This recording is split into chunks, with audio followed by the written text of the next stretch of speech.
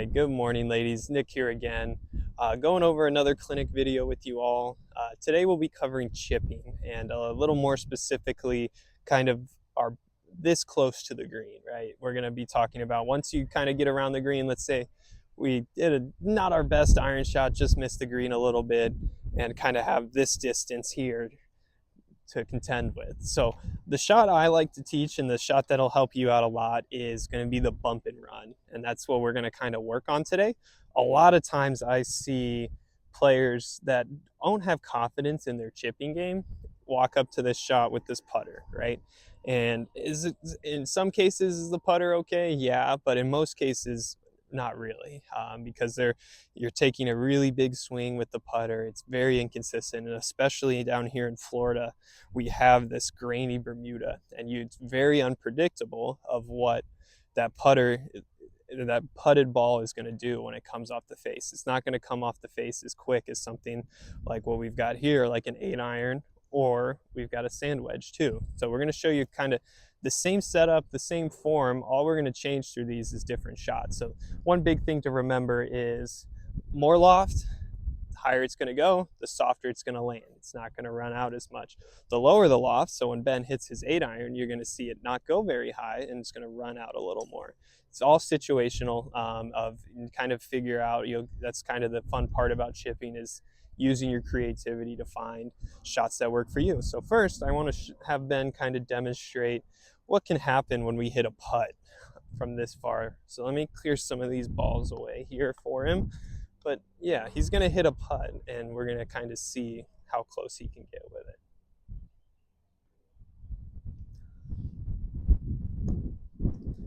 Yeah, and if you can tell in the video, correct me if I'm wrong, Ben, but that ball was kind of, yes, yeah.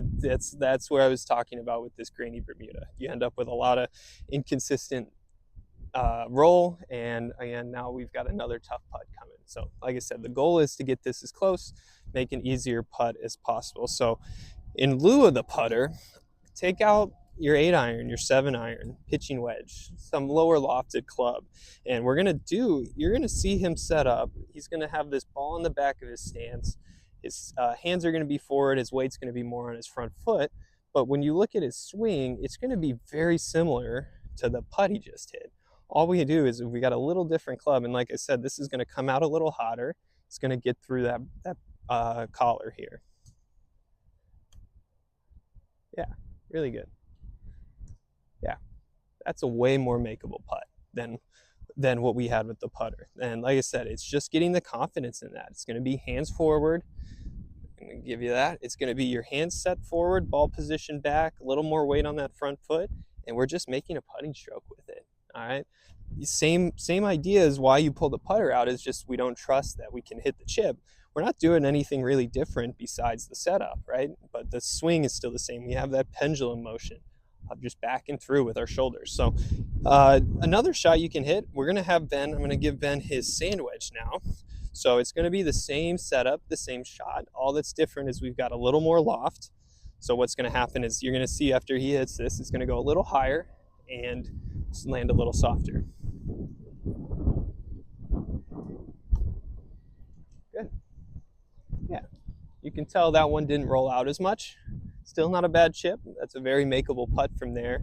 But yeah, those are, if you need something that you need to get over, like let's say we've got a little rough here, so where that 8-iron bump and run might not work as well, you need something to clear, just take the sand wedge, but setup's the same, right? You set up with that on the back foot, get those hands forward, 80% of the weight on the front foot, and we're just making a putting stroke with it. The big two things that I see in misses and something to watch out for is, you could tell with Ben, he didn't try to help it get up in the air. He just let the club do the work. Just that little brush of grass, right? That's the other thing we see a lot of times, is we get somebody that wants to try and help it, and they do that, and it just blades right across the green. The other one is we see a lot of deceleration. So if you've ever seen the one where you take it back really far and then we stop at it, right? Doesn't go where we want it to go. Those are the two things: is take a little shorter backswing, accelerate through, don't try to help the ball get up in the air. Kind of follow these little tips, and like I said, have some fun with it. Get creative with your club selection. But if you follow these tips, we'll definitely see a lot more up and downs. All right, we'll see you this afternoon. Thanks.